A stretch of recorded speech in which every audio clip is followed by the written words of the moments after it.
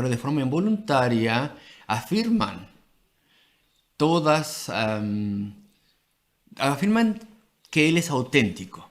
Los fariseos, y puedes tener certeza de que los principales sacerdotes estaban ahí también. Dice, pero los fariseos dijeron entre sí, están en diferentes grupos, y lo hemos visto antes, porque estaban juntos, así, aconsejándose. Ya habían determinado que tenían que arrestarle y que tenían que ejecutarla, pero todavía no habían podido hacerlo. Algunos de ellos evidentemente habrán dicho, oh, todo a su tiempo, todo a su debido tiempo, esperaremos el momento correcto. Y los otros ahora están diciendo, bueno, pues esperaste y esperarte y mira la situación ahora empeoró. Ahora él se está llevando a todos con él.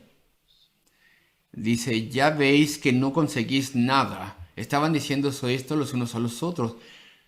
El consejo o lo que habíamos planeado hacer no ha funcionado. No hemos tenido éxito en lo que planeamos hacer. Mirad, el mundo va tras él. Cuando dicen aquí mundo, creo que primordialmente lo que quieren decir es todas las personas. Los judíos. Pero resulta ser que están diciendo más de lo que se dan cuenta, porque en el siguiente versículo veremos cómo los extranjeros también estaban siguiendo a Cristo. Pero no voy a mencionar esto por lo pronto.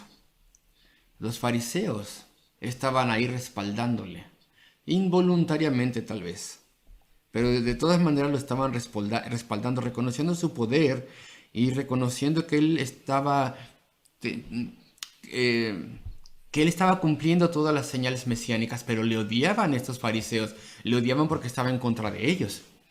Y le odiaban porque podían ver que toda su orden colapsaría, sus privilegios se desvanecerían y le odiaban porque les decía que se arrepintiesen y que limpiasen su corazón. Ellos eran unos hipócritas y no querían esas cosas, no querían ese mensaje.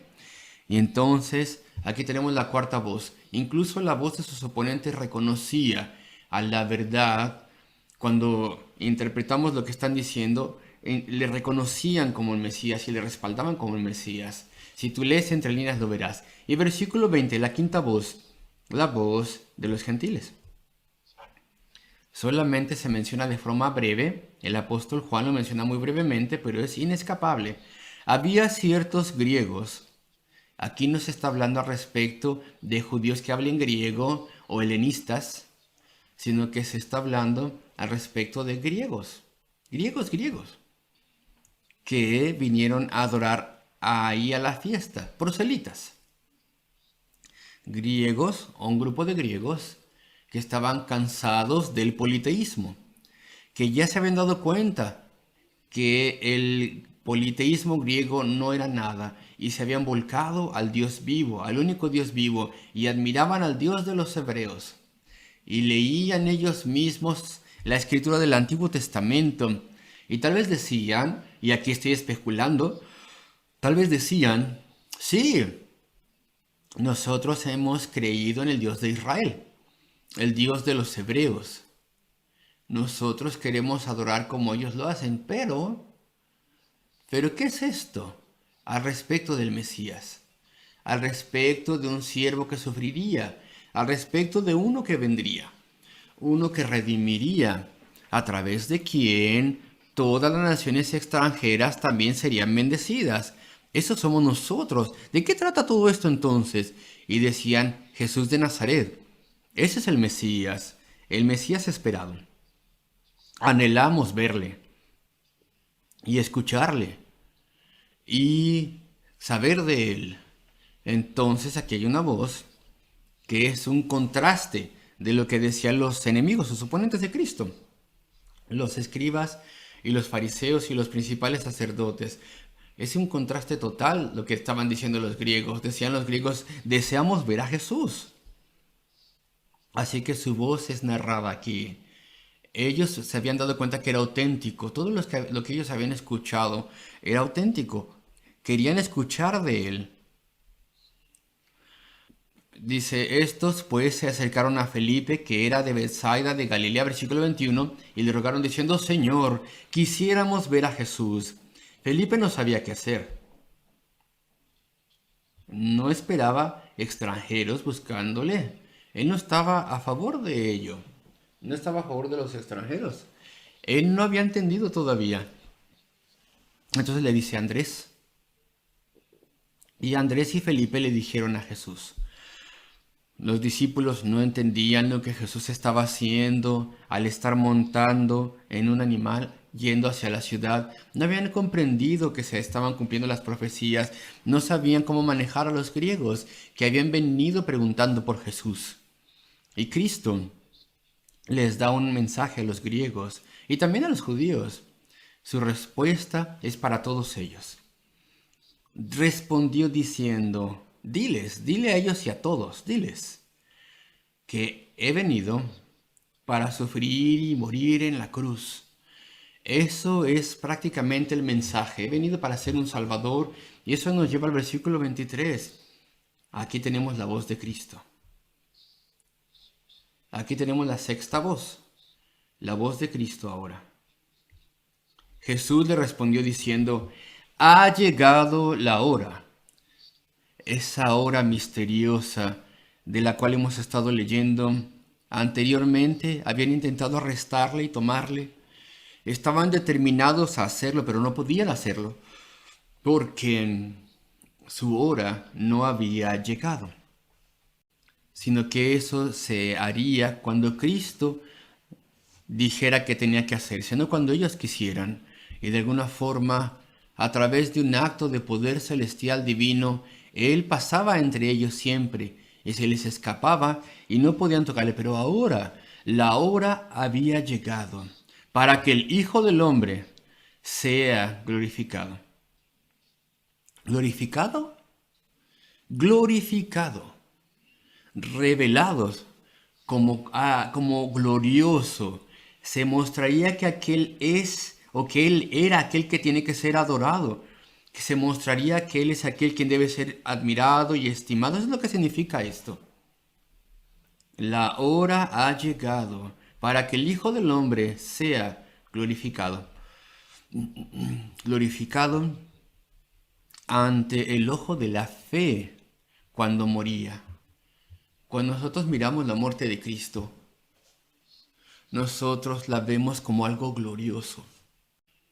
Aquel que no tiene luz y entendimiento escribe al respecto de Cristo y lo convierte en una tragedia cómica. Aquel que era una superestrella, según ese escritor, y todo terminó en nada en la cruz del Calvario, cuando Él murió. Pero cuando miramos la cruz del Calvario con el ojo de la fe y entiendes la escritura, entonces le glorifica. ¿Qué es lo que Él hizo en la cruz del Calvario? Pues lo que nadie más en la historia podía haber hecho. Él tomó sobre sí mismo, o Dios Padre le puso sobre Él, la culpabilidad y el pecado de todos los que un día serían salvos. Y Él le castigó a Cristo.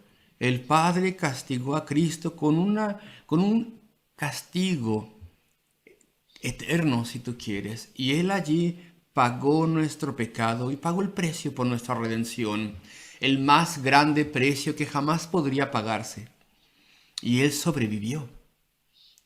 Él lo sufrió como un hombre. Él lo sobrevivió como Dios. Su deidad le sostuvo en su humanidad. Y Él lo sufrió todo.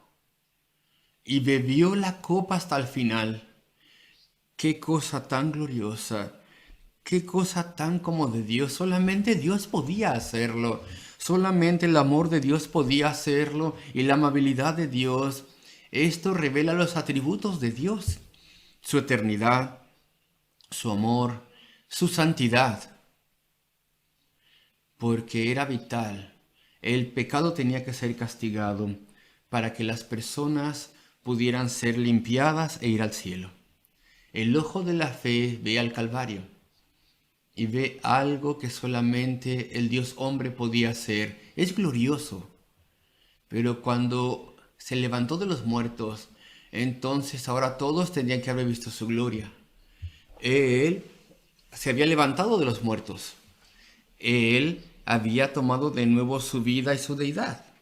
Y después asciende. Y todos los atributos de Dios están ahí revelados.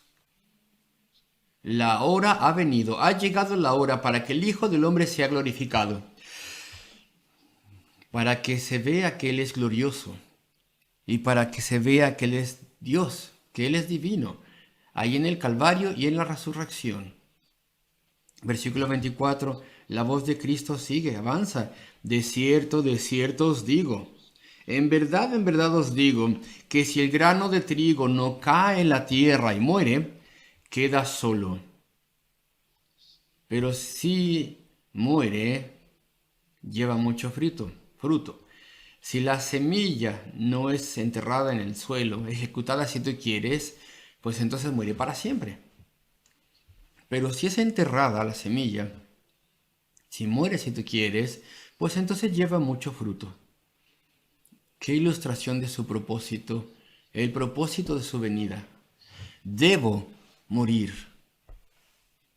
para poder salvar, para poder pagar por ese precio y levantarme una vez más.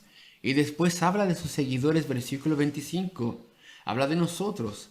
Podríamos decir que en cierta forma el versículo 25 aplica a él todavía, pero primordialmente aplica a sus seguidores. El que me ama, el llamado del Evangelio, si algún individuo, hombre o mujer, si algún individuo me sirve, sígame. Aquí se define qué es servir. Servir significa obedecer. Servir significa reverenciar. También vivir por Él y adorarle. Pero no es suficiente servirle. Si alguno me sirve, versículo 26, sígame. Que me siga a la misión de la redención. Cristo iba al Calvario para poder hacer redención, para poder morir por pecadores, para comprar almas, para salvarles, para seguirle en esa tarea. No podemos ir a la cruz del Calvario, pero podemos proclamarle. Le seguimos en esa tarea, en la tarea de la misión de la redención. Si alguno me sirve, sígame. Si tú no vives por Cristo, y esto casi es una definición de un cristiano, ¿te has arrepentido? ¿Has rendido tu vida a Él? ¿Verdaderamente hemos sido salvos? Si sí, pues no solamente seremos adoradores, sino también seguidores. Nuestras vidas serán para Él, para representarle, para hablar por Él, para poder proclamar su nombre, para servirle. Si alguno me sirve, que me siga. Sígame. Le seguiremos a la gloria. Dice, y donde yo estuviere, ahí también estará mi servidor. Ahí vemos una promesa. Si alguno me sirve, sígame. Y dice, si alguno me sirve, mi Padre lo honrará en la gloria eterna. Y después Cristo dice, quisiera poder detenerme aquí, pero quiero cubrir las 7 voces para mostrar el resumen del pasaje. Versículo 27. Ahora está turbada mi alma. Por favor, no me pregunten qué está diciendo, por qué está hablando de su alma. ¿Puede ser que su alma está atribulada sin que su ser esté atribulado? No se preocupen por eso, queridos amigos. Ahora está turbada mi alma. Y esto significa, ahora yo estoy turbado. Completamente, hasta lo más profundo de mi ser. Estaba muy turbado, muy atribulado, muy angustiado porque estaba a punto de ir al Calvario. Sabía lo que iba a experimentar. Está muy angustiado, turbado, porque él podía ver incluso lo que los redimidos tendrían que sufrir si él no iba a la cruz del Calvario. Y está turbado por ellos. Él tenía que avanzar y hacer eso. Su alma está turbada, angustiada, porque iba a ser una cosa terrible que tiene que atravesar. Nos sentimos tentados a decir, claro, Él está atribulado en su humanidad, en la parte humana de Él, que estaba echándose para atrás con error porque iba al Calvario. Sí, pero queridos amigos, eso no es suficiente. Incluso la naturaleza divina se echó para atrás del Calvario. No solamente la humana, todo Cristo, incluso la naturaleza divina, se echó para atrás. ¿Cómo? Me explico. ¿Cómo? ¿Cómo la naturaleza divina iba a tener temor de ese sufrimiento físico y dolor físico? ¿Cómo? Bueno, pues porque la naturaleza divina tenía que estar revestida de la culpabilidad de nuestro pecado. Él tenía que llevar ese ropaje horrible de nuestro pecado para poder perecer por nosotros. Tan ofensivo es nuestro pecado, tan ofensivo era para su gran pureza y santidad. Era muy ofensivo ser hecho una similitud del pecado para sufrir por nosotros. Fue hecho pecado por nosotros. Él nunca fue pecador, pero tomó nuestra culpabilidad. Dice, ahora está turbada mi alma. La angustia de Cristo, la vemos ahí, más allá de todo vocabulario humano para poderlo describir. ¿Y qué diré? Versículo 27, la pregunta doble. Padre, sálvame de esta hora. ¿Diré yo eso? No, dice él, no. Mas para esto he llegado a esta hora. Y entonces él se rindió por completo al Calvario, representándonos. Y su oración simple, versículo 28, dice, Padre, glorifica tu nombre. Muestra la santidad del Padre. El Calvario debe ser llevado a cabo. Muestra el amor y la misericordia de la Deidad y del Salvador en particular, pues Él vino y sufrió y murió por nosotros. Muestra el poder del Salvador a medida que Él colgaba en el Calvario por 6 horas y derrota a Satanás y a su nuevo reino, uno eterno. Muestra la eternidad de Cristo. Él se levantaría de los muertos. Muestra la fidelidad de Cristo y de Dios. ¿Hasta dónde llegaría Él para poder redimir a aquellos sobre quienes había puesto su amor? Muestra todos los atributos de Dios. Muéstralo. Glorioso Padre, glorifica tu nombre. Y la séptima voz, la voz final, versículo 28, la voz del Padre. Entonces vino una voz del cielo.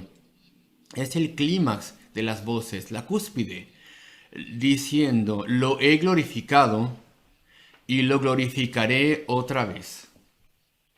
Él había glorificado, claro, a través del cumplimiento de las profecías y los milagros y el carácter de Cristo y la predicación de Cristo a través del levantamiento de Lázaro. Y ahora la voz del cielo viene y los discípulos la escucharon. ¿Y cómo sabemos que los discípulos la escucharon?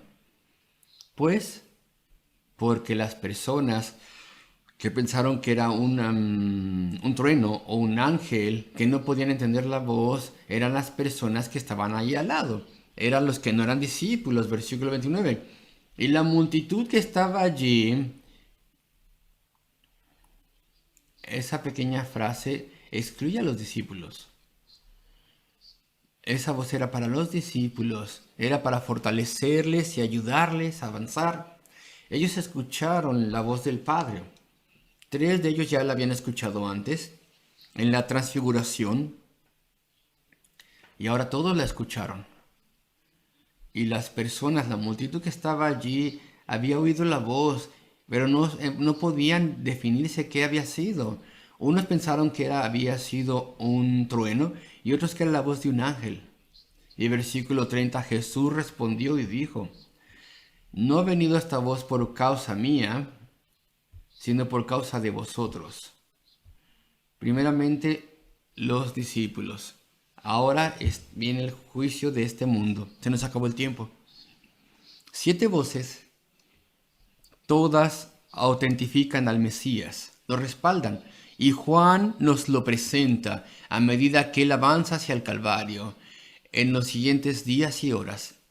Entonces tenemos aquí 7 voces que respaldan su carácter mesiánico, el de Cristo, incluyendo su propia voz y también la de Dios el Padre. Y ahora él avanza hacia los días inmediatamente antes del Calvario. Que el Señor bendiga este pasaje a nuestros corazones.